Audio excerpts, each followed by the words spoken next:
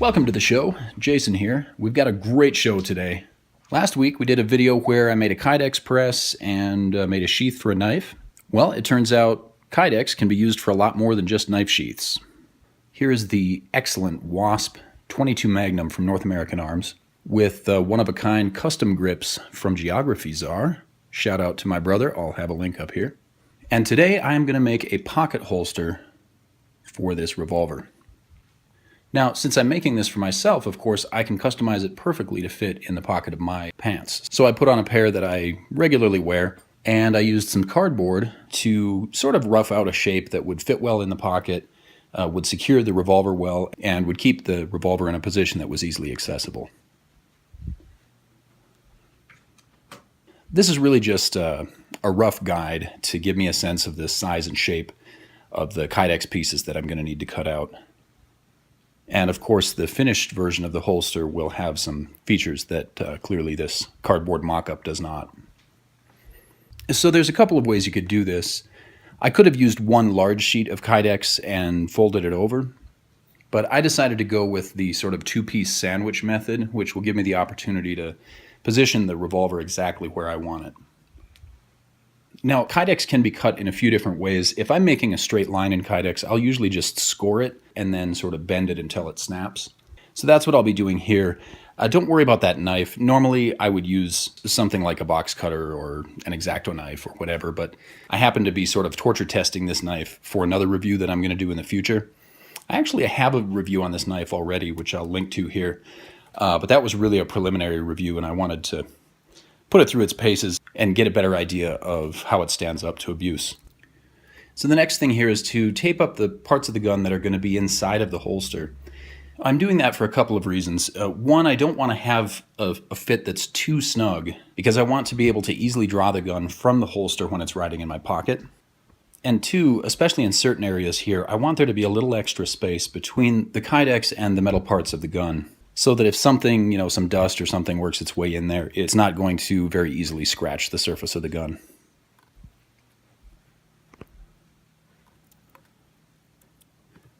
With the revolver ready to go, the next step is just to kind of size things up with the Kydex, make sure that things are going to fit. And then I'll put the pieces of Kydex in the toaster oven. Here I have it at about 350 degrees. Put it in there for about 4 or 5 minutes. I kind of keep an eye on the Kydex, and when it starts to curl at the edges, and I don't mean a lot of curl, but when the edges start to curl up, that's usually a pretty good sign that it's ready to go. Now I noticed that this gun with this particular press is probably right on the edge of the thickness that I could easily work with. So I really cranked down on those clamps, and you'll see at the end here I went and grabbed a big rock and set it on top just to be sure that we had good pressure on there. And while we're waiting for that to cool, seemed like a good time for a quick visit from Rainbow. She is one of our newest goats and definitely our littlest. We don't have a lot of goats out here, but the ones we do have are very, very curious. So if you let them kind of roam around the property, they will invariably come in and pay you a visit. Bye-bye, Rainbow. When I first took the holster out, it seemed like there might be a little bit of gap at the edges, but the Kydex was stuck together around the revolver. So I decided to go ahead and drill the holes, put in the grommets, and see if we had a good fit. Now, to do this process right, it definitely takes a few minutes. You don't want to go too quick because it's pretty easy to make a mistake. For example, if you drill holes and you don't have them lined up right, you have pretty much ruined the project and it's time to start over. A method that works pretty well is if you get one hole drilled and then put like a 1/4-inch pin through there just to hold it in place, or even a loose eyelet just to kind of hold it in place while you're drilling the rest of the holes. It's a good way to make sure that things don't drift around and get out of alignment.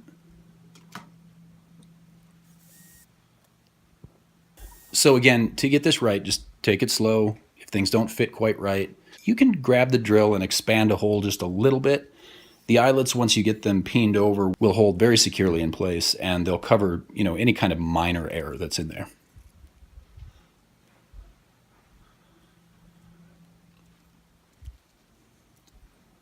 Now, what I like to do with two-piece construction like this is once I get the eyelets in, I'll just give them a small tap so that they can't slip out.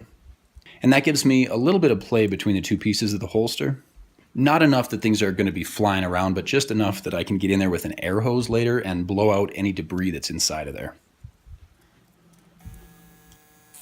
And as you see here, once we start to shape the holster, we're going to be doing a lot of work that can result in little flakes or bits of material getting down inside of there. And it's just good to have a little bit of room there so you can get an air hose in and really clean it out. So I haven't done the actual final shape yet of the holster, but really before I do that, I wanted to get a sense of how it would ride in my pocket. At this point, there was no real reason to keep the tape on the gun, so I removed all of that. Got an idea of how it would fit in the holster, and keeping in mind that things are still a little bit loose because I haven't fully compressed those eyelets. Now it actually works pretty well in these pants. The pockets are a little bit large, so I made the holster a little bit undersized for these pockets so that it would fit in a normal, pair of jeans or whatever. But of course, I wanted to make sure that it would still fit and work well in the pockets on these cargo pants. So now that I know I have the size about right, it's time to think about the final design. And one thing that's kind of handy, especially with a pocket holster, is if you give yourself almost a hook that will kind of catch in your pocket, so that when you slide the holster into the pocket, it sits nicely in the pocket, but it also wants to stay there. And if you give almost a little bit of a hook shape along the outside of the holster there, then when you're drawing the gun from your pocket, the holster will have a tendency to catch a little bit and stay in the pocket. This is also good if you ever do anything, if you're sitting down, standing up, if you're, God forbid, you get knocked down or something like that.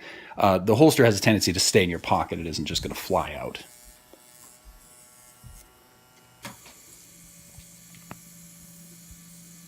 The rest of this is really just a matter of finishing it to the exact shape I want and then, testing it, making sure that it still works. And then really just putting a decent sort of cosmetic finish on the holster. So to do finer work like that, I'll usually use the Dremel, maybe a file and some sandpaper, just to get into the little nooks and crannies and kind of smooth things out and remove any burrs that might still be there from the cuts that we've made. And then once that's all done, it's nice to take it over to the buffing wheel and just lightly go over the seams where the two halves come together. If you're a little bit careful about this, a dry buffing wheel will give just a beautiful smooth finish to the edge. And then of course, once I have it cleaned up, everything fits well, I have the inside cleaned out, I can finish compressing the eyelets. And then I'll test that final fit. And what I'm looking for here is I want it to be snug, because I know that it'll loosen up a little over time, but I don't want it to be too snug that it's unusable. Again, this is like an upright pocket holster. This is not something that needs to have really, really strong retention. You want it to have just enough that the gun can't slip out on its own, but not too much because you want to be able to draw it easily from your pocket. And at this point, the holster is essentially done. A couple of things left to mention though. One is I did not put a drain hole or a vent hole in the bottom of this holster. A lot of times you will see them made that way. I may still decide to do that. I'm kind of thinking of trying it without. Honestly, I usually don't leave the gun in the holster at the end of the day. I have kids, so when I come into the house, I'm going to take that gun out and put it in a safe place and lock it up. So it's very unlikely that this gun is ever going to be riding in the holster for, weeks on end. If it does get to be that kind of situation, I probably will go back in and put a good vent hole in this holster. And then finally, just a quick word about safety. If you decide to make your own holster, you need to be very sure what safety issues there may be in designing the holster. In this case, because this is a single action revolver, I know that if the hammer is not cocked, the gun's not going to go off. But even so, I've left enough space in the holster to make sure that the material of the holster never actually contacts the trigger of the gun. Now, I'm not going to tell anybody else how to design their holster, but I would definitely encourage you to make sure that the finished product is a fully functional and fully safe design. And with that, I will say thank you very much for watching. I hope you enjoyed this, hope you got something out of it. And if you haven't subscribed to the channel yet, by all means do so. And click the bell when you do to make sure you get the updates. I put up 2 to 3 videos a week, and I'd love to get your feedback. So again, thanks for watching, have a wonderful day, and we'll see you in the next video.